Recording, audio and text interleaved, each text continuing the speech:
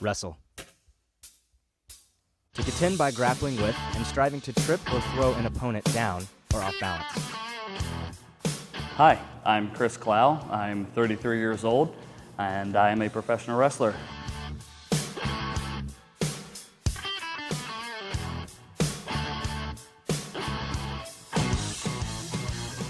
With my experience in wrestling, I was given a talent not only by God, but able to come out of my shell and be used to performing in front of a crowd.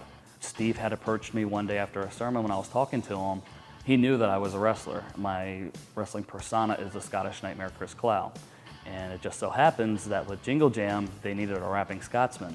And Steve came up and was like, hey, how are your rapping skills? And I told him they were terrible, which if you've seen Jingle Jam, you know they're bad.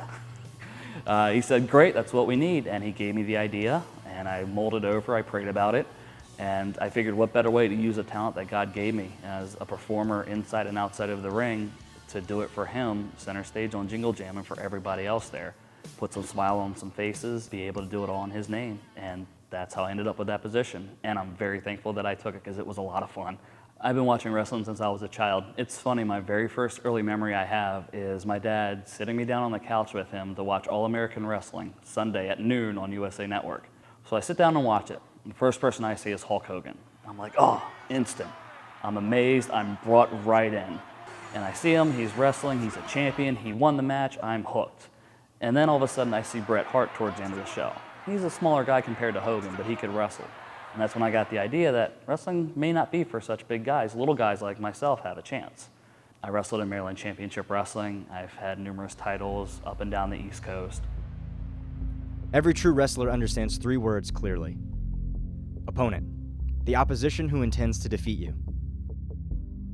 Obstacles, what I must overcome to win. Opportunity, knowing the right time to make the right move for victory over opposition. This is more than a story about wrestling in a ring. It's about wrestling in life. It's about another definition of the word wrestle, to engage in deep thought, consideration, or debate. You see, Chris wrestled with a different opponent. Emptiness. Purpose. Where to fit in. Growing up, I was forced to go to church by my stepmother and my dad, and it completely turned me off from religion. My dad planted it in my head that God has a plan and God knows what I'm going to do before I did it. So in my mind, I was like, okay, God knows when I'm going to go to church. God knows when I'm going to come to him. And I just lived my life. As I got older, I got into wrestling, followed a dream, but still felt that something missing. When we first came to church, there weren't many open seats available. I did not want to sit up in the balcony. I don't know why. I'm sure that was God as well. And Jesus saying, hey, go down low. And as we came to our first service, the only seats that were available were right up front. So we figured, why not? We sat there right up front. We got the message right away. And again, that's God and Jesus working on me. You know, they wanted us there for a reason. We were supposed to be front row, very first sermon for a reason. We came at the very beginning of the Misfit Christmas. Right there, I felt an instant connection. Steve had talked about a missing puzzle piece. I actually have a jigsaw puzzle piece tattooed on me. First was a representative of the movie Saw. I always felt like something was missing. Right then and there, I felt it, and I knew that Jesus was what was missing from my life.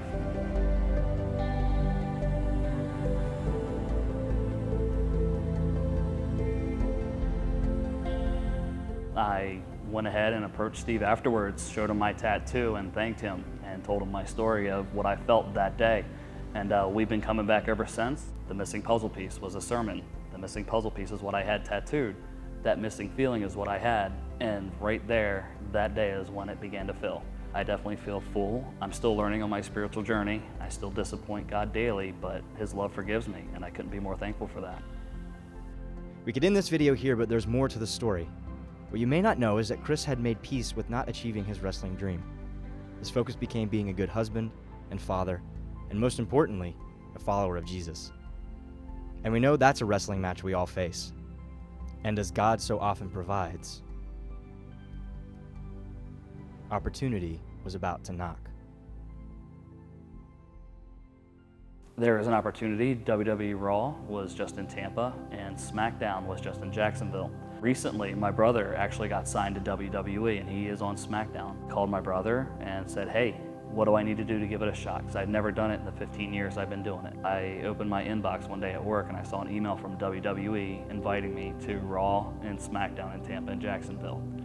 I immediately called my brother. I was like, hey, I'll be there. I head to the arena. I'm a nervous wreck. I'm shaking as I'm getting out of the car. The minute I walked past security, I felt a calm over me, and I immediately thank God for that. I knew that was him saying everything's going to be okay. They approach me and they say, hey, you're going to be on tonight. And I'm like, all right, cool. And they said I'm going to be the human sign holder for the Kevin Owens show. And they asked if I was cool with that, and of course I'm not going to tell them no, because I'm going to be on Raw. This is something I dreamed about since I was sitting with my dad, 5 years old, on the couch. And I remember walking out through that curtain and just looking, taking it in. I'm here. I'm getting goosebumps telling you about it right now. Like, I'm here. This is legit happening. I'm walking down the entrance ramp. I'm looking at the nosebleeds, remembering as a child sitting up there before I could afford to come lower and wanting to be in the position I was in. I hop in the car and I haul to Jacksonville.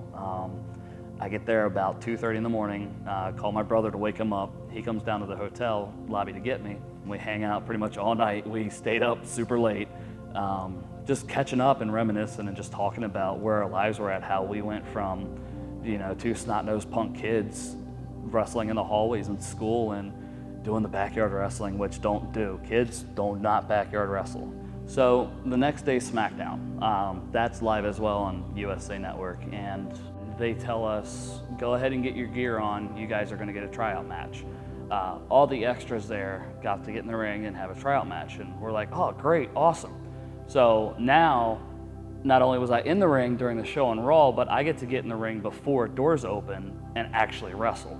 I mean, it doesn't get much better than that at this point. It turns out that all the boys and, well, essentially the entire WWE roster, including agents and commentators who are all former wrestlers, are watching your tryout match.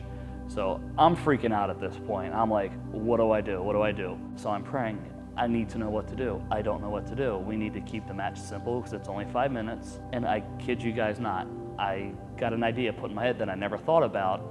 And 100% I know it was God saying, roll them up out of the corner and put your feet on the ropes to win. I said, all right. I was nervous, but the minute I got on the apron and wiped my feet to get in the ring, I felt a sense of calm. And I know that was God saying, you got this. Here, calm down. And once we started going, everything flew natural. My training kicked in from the 15 years that I've been doing this. I did what's called a roll-up from behind from the pinning position, and I put my feet on the ropes. When I rolled them up, I could feel the guys going, oh, okay. And when I put my feet on the ropes, I kind of heard them going, oh, all right. At this point, the ref has hit 2. And when the hand came down from the 3, the guys that were watching the ring that see this stuff every week, day in and day out, exploded. They were not expecting it. I rolled out of the ring and started celebrating because one of the things that they taught us is no matter where you're at, pretend that you have a crowd. They say, you risk and you reward, and he does reward you. You can ask in prayer, he answers.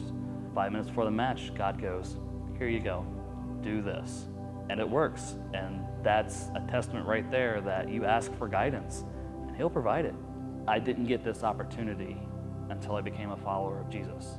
At this point, really, it's wherever he wants me to go. I completely trust in him. I always say a prayer before the shows. I say a prayer before we go in the ring, and then afterwards, he's the first person I thank. If it's not in the plan for me to go WrestleMania, I still got a ticket, so I'm there regardless. Looking back on it, I wouldn't change a thing because of the experience, but if I could, I probably would, and that would be finding Jesus a lot sooner.